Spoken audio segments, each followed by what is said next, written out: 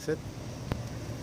So we are here today near to the offices of the Crown Prosecution Service, which is just a block away. We weren't allowed to film because of the security guard. And we weren't allowed to film because of the security guards. But I mean, the reason why we're here to protest is to make our point, make our voices heard. Channel 4 in 2015 uncovered how the Conservative Party was misreporting its election expenses. So it was counting as national expenditures, stuff that was actually strictly local for the benefit of the local campaigns. And this is with the tour buses. The Conservatives don't have a lot of activists on the ground, so they have to bus people in. And all this misreporting is strictly in contravention of the rules laid down by various acts of parliament regulating how much the local campaign can spend on an election. Now what's happened, there was 11 police forces conducted a huge investigation over 18 months. The Electoral Commission did their own investigation, found out there were major discrepancies. They also complained that they had received very little, the Conservative Party was very uncooperative. Earlier this year, the police forces submitted their report to the CPS. And what did the CPS do? They did effectively nothing. They dismissed the case. Basically, the argument was that the agents didn't know that they were breaking the rules because they were being misadvised by the central office in regards to how this money was accounted for. Now, there's a big problem here because what the CPS are saying, they're essentially prejudging the decision. They're saying, we're not going to leave it to a court or a jury to decide whether the actual the Conservative Party broke the law. We're making that decision already. And they're saying that because they didn't know what the law is, that they haven't broken any law. But this is quite unusual. Normally, ignorance of the law is not an excuse. A normal situation. If you're a benefit claimant and you misreport your facts about your status, you will be prosecuted. There won't be that leniency. And it's an example of how power works in Britain. Because what you've got is you've got the mass media, the CPS, various other institutions work in concert to protect the Conservative Party from its own abuses of power. If this had been the Labour Party or some other political group, I don't think we would have got the same response. The reason why we didn't have hundreds of people protesting outside the Crown Prosecution offices is because the media actually didn't tell people what was going on. Very few people knew or understood what was at stake here. Especially the BBC, I think. And the BBC, especially Laura Koonsberg, people like these politicians, these journalists, they called it an error, an accounting error. They dismissed it as an accounting error. And so this is how the abuse of power works in Britain. The famous Italian journalist called Saviano, who did a story about the Camorra, described Britain as one of the most corrupt countries in the world. And we can see how the power and the corruption works. We've got these institutions. We've got the director, Alison Saunders of the CPS, whose husband works for a tax avoidance firm of tax avoidance lawyers. They've all got common interests. Do you know what this company is called? It was in the Guardian, in the Telegraph a while back. They've got their own class interests. They're defending the interests of their class. They are not. Bodies like the CPS are not neutral. They are part of the system that that defends and entrenches the power and the privilege of the elite, and they protect it. So do you think somebody's going to get a knighthood? I don't know, but when we say the system is rigged, when Corbyn says the system is rigged, it's true. It's not just economically rigged; it's politically and judicially rigged. And that's why we should and that's why we need more people. And the thing is, when the system fails, it's up to it's up to the forces of democracy to respond and to say, hang on, the media aren't actually they're not raising a stink about this, because they're also all on the same side. Therefore, the forces of democracy, we must mobilise and say, no, we're not accepting this, and there should be really tough laws against this abuse of the electoral system. It should, if we're going to get tough on benefit claimants, what they're doing is far more serious. They're stealing our democracy. So, Yeah, I agree. so anyway, so this is. Yeah, so Joel Benjamin, I've been, tracking this Tory election fraud issue for probably about the last 12 months. So doing some sort of research using Freedom of Information Act requests to sort of find out what's been happening at the local level in these constituencies where fraud was committed. Looking at how much time and resourcing the police are actually committing to investigating this case. And then looking at the ways in which the Electoral Commission and the CPS have been tackling this issue and considering whether to mount criminal prosecutions against the various MPs. So what I have here in front of me is the CPS statement, which was released to media on the 10th of May in response to their decision not to pursue criminal charges against the 30 of them, something. Yeah, it's basically 29 MPs. I think there's one, Craig McKinlay in South Tannet, in which they're still considering whether or not to lay criminal charges, but in the other 29 cases, I've said, in our opinion, we don't think there was sufficient cause to suggest that there was criminal intent. So I'm just going to read this out to you. So this is a statement from a guy called Nick Vamos, who is the CPS head of a special crime. And he basically is saying, we have considered files of evidence from 14 police forces in respective allegations relating to Conservative Party candidates' expenditure from the 2015 general election campaign. We considered whether candidates and electoral agents working in constituencies visited by the party's battle bus may have committed criminal offence by not declaring related expenditure on their local returns. Instead, as the Electoral Commission found in its report, these costs were recorded as national expenditure by the Conservative Party. They continue. We reviewed the files in accordance with the Code for Crown Prosecutors and have concluded the tests in the code are not met and therefore no criminal charges have been authorised. Under the Representation of the People Act, REPA, every candidate and agent must sign a declaration on the expenses return that to the best of their knowledge and belief it is a complete and correct return as required by law. It is an offence to knowingly make a false declaration. In order to bring a charge, it must be proved that the suspect knew the return was inaccurate and acted dishonestly in declaring the form incorrectly.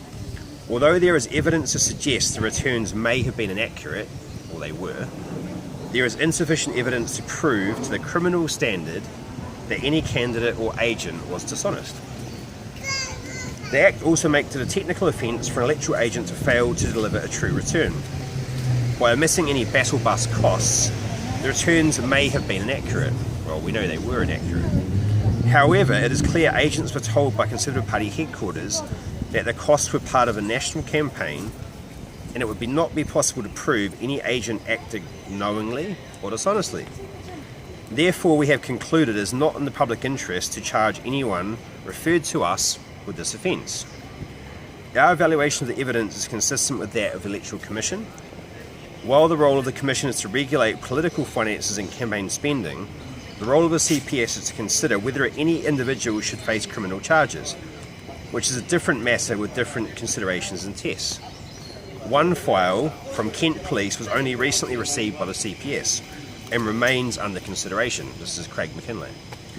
No inference as to whether any criminal charge may or may not be authorised in relation to this file should be drawn from this fact, and we will announce our decision as soon as possible once we have considered the evidence in this matter. So basically what they're saying is, because even though the forms as submitted were clearly inaccurate and false, because it is impossible, in the words of the CPS, to prove criminal intent on the part of the MPs and their agents, in their view there was no public interest in pursuing criminal charges against these individuals. So what I've been asking the various kind of police forces and the CPS to provide using Freedom of Information Act requests is both a detailed list of how many staff hours have been committed in actual investigations, because what we're being told by Channel 4 is actually to say there's an investigation is probably not really a true reflection of fact in most of these police forces. The police are merely obtaining information that's submitted either by the Electoral Commission or by members of the public and journalists such as the Mirror and Channel 4. They haven't really been committing much in the way of police resources themselves, and therefore the majority of the police forces ask these questions and refuse to provide any information about how many staff hours, how many man hours have been spent investigating election fraud. So I sent an FOI to the Crown Prosecution Service, and that was asking them to provide correspondence with police, Conservative Party headquarters and the May government between December 2016 and April 2017 in relation to the timing of the upcoming general election and negotiations regarding the procedure and timelines for election expenses, charges or prosecutions to be made. So I was asking for emails, correspondence, meeting notes with the May government, various institutions. I was asking for correspondence with the Electoral Commission regarding sort of due process and enforcement policy, and correspondence with police forces in terms of when they were going to provide information and then what action might be taken. In response to that, I received on the same day, the 10th of May, that the decision not to make these charges against the MPs was handed down, a response refusing to provide any information by the CPS. That refusal notice was basically on the basis that while there's a public interest test, it's whether or not this information should be given. They first had to consider the public interest test in favour of transparency, accountability, public understanding. They said there clearly was a public interest case to provide the information. To increase understanding of how the CPS makes its decisions, and to make the rationale for what action they took or failed to take public knowledge. However, they also gave the public interest factors against disclosure, and these include safeguarding the process of prosecution and any witnesses. They said there's a strong public interest in safeguarding communications between the police and the CPS, and it was important for officials to be able to freely justify and maintain their thought process when making decisions on criminal cases. And they said on the balance of these things, they're not going to provide any of the information, any of the correspondence, any of the detail about how these decisions were made, not to prosecute, what the timing of communications was between the CPS, the May government and the police forces around when the prosecutions might be handed down or decisions made, and therefore how that might influence the snap election decision, which was put forward for the 8th of June. And what's also interesting when you actually look at some of the kind of background information around what's been happening at CPS, you find 3 individuals from the Crown Prosecution Service were given honours by the Cameron kind of May government. So you find a guy by the name of James Brisbane was given an honour. He was formerly the Chief Operations Officer of the CPS. We find a Mrs. Julie Bowman, who was the Area Operations Manager, Yorkshire and the Humber. And we find Alison Mutch, who was the Deputy Chief Crown Prosecutor, also named in the honours list. So 3 senior members of CPS, all handed honours in the past 2 years, and a decision that there's no public interest whatsoever to pursue criminal charges against a group of MPs who have collectively bought an election. Obviously, this decision by the CPS does not reflect the enormous public interest and concern in this matter. Obviously, we await what's going to happen in the Craig McKinlay case in South Tannet, but a lot of people, when this decision was handed down, immediately were talking about an enormous miscarriage of justice, a cover-up, a complete failure on the CPS to really grasp the gravity of what was at stake here in terms of their influence on our democracy. And, I think people are rightly sort of pissed off and feel that, we now have a two-tier justice system in this country where MPs, bankers and elites operate entirely above or outside the law, while everyone else, members of the public, particularly anyone unlucky enough to be on welfare or kind of benefits, is thrown to the wolves at the slightest hint of a mistake. So I think there are some really serious issues which are thrown up by this. Unfortunately, the timing of it just means it's been completely buried by talk of the election. And so I think what we haven't had is a proper kind of debate about what the what the sort of fallout from this will be for democracy in the UK, and I think that's why it's important to be here today, bouncing this issue around and thinking about what we, how we might respond. Yeah, I think there is also another dangerous consequence to this decision, in that future allegations won't be investigated. Basically, what the CPS done, Paul Mason tweeted, what the CPS done is to make electoral law unenforceable, and I agree with him. If they can't prosecute a case like this, if they can't let a jury decide, then I can't see any conditions in which the Conservatives will ever get prosecuted for electoral fraud. Because for a start, the police aren't going to waste the resources they have done on this. And we obviously see the CPS has got a double standard, and they've got form on this. It's not the first time this is just give a bit more background as well. So, I mean, one of the kind of narratives which emerged around, why it was impossible to kind of prove criminal intent was that, like some of these MPs were, they were inexperienced politicians. It was their first time standing as an MP. They didn't know what the rules were. Like they were inexperienced. They made a mistake. Now, if we actually look at who these candidates were, basically 80% of the intake for the Conservatives in 2015 had actually had to come from a background in local government as councillors, some of them quite senior, or in a lot of cases, particularly one in Cardiff comes to mind, they'd come from a police or other institutional public servant background. So these are people who generally were quite heavily involved in local campaigning. They would certainly have been running campaigns for a local MP in their constituency as a councillor, and would have been required to do paperwork and a certain level of administration around the election campaigning for those members. And despite this, none of this kind of information about how experienced these people actually were kind of filtered through into the media reporting. So, these weren't completely kind of green candidates who weren't aware what the rules were. A lot of them had spent 10 or 15 years in local government sort of administration and campaigning before being selected to run as members of parliament. Okay, I never considered that. So in that context, you sort of got to ask yourself, well, how do you make the argument that these people weren't aware what the rules were when, as campaigners, they would have been required to, act as agents for their local MP, to sign off on the expenses form, to basically to upskill themselves about what the rules were, to attend briefings that were run by the returning officer of the local authority, which is generally the chief executive of their respective council. And so to kind of portray this as an honest mistake in the majority of cases here is a complete whitewash in terms of what actually was going on. We know that Conservative Party threw the kitchen sink at marginal seats, and it's no coincidence that where there was overspending happened to be concentrated and highly correlated with marginal seats where there was extreme pressure to win. You rightly mentioned the fact that the Conservatives don't have a lot of resources on the ground.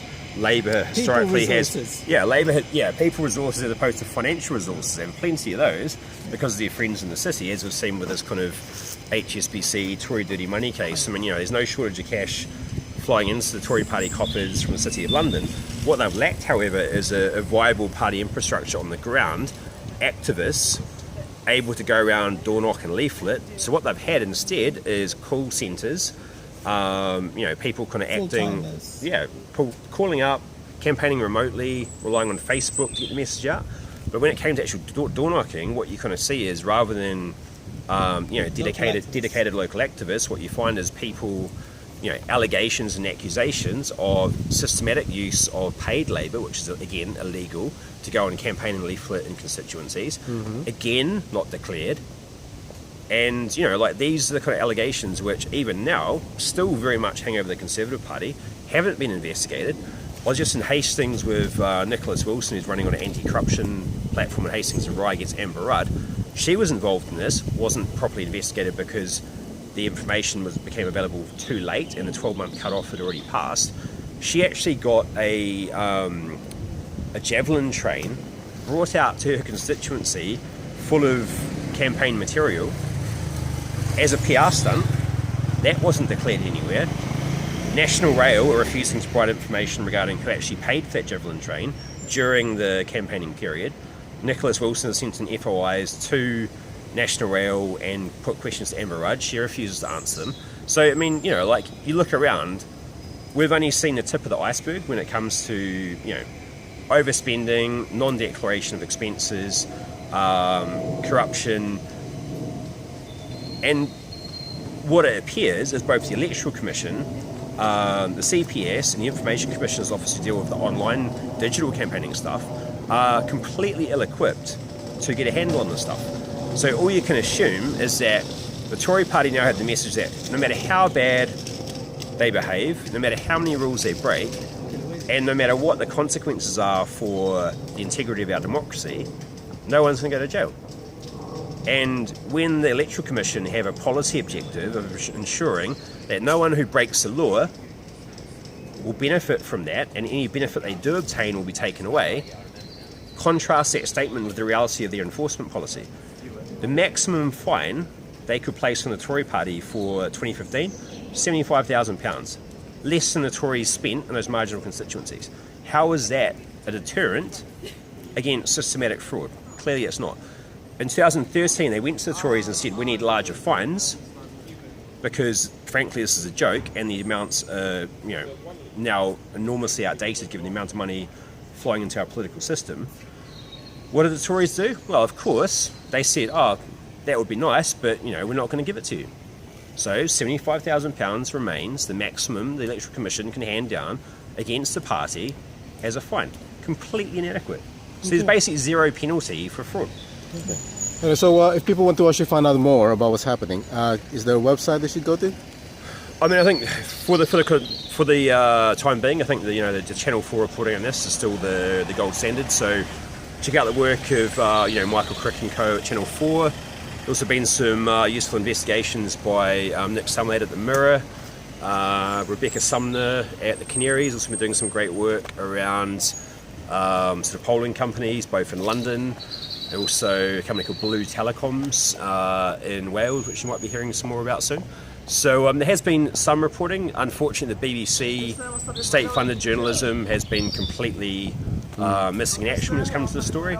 And so again, I think we've got to ask some questions about the limits to public interest journalism in this country and the fact that whole swathes of the media, particularly like the Murdoch press, have just completely blanked this crucially important story and how it relates to the deterioration of our democracy. Yeah. Okay. Basically, it's not going to be an issue unless we make it an issue, because the media, the BBC, they represent the interests of power, and they're not going to do that. So it's up to us to actually raise a stink about this, and then get this on the news that we're absolutely not happy and we're not going to accept this theft of our democracy. And it's not something for the Greens or the Labour Party to worry about. It's for us to worry. It's not their issue. We shouldn't be loading this on other groups. We should say, as a movement that defends democracy, this is something we want to take on, and this is something that we want to push and say we're not accepting it. Okay, guys, that's Obi, Occupy Democracy, that was Resistance UK. Let's see what happens. Okay, peace out.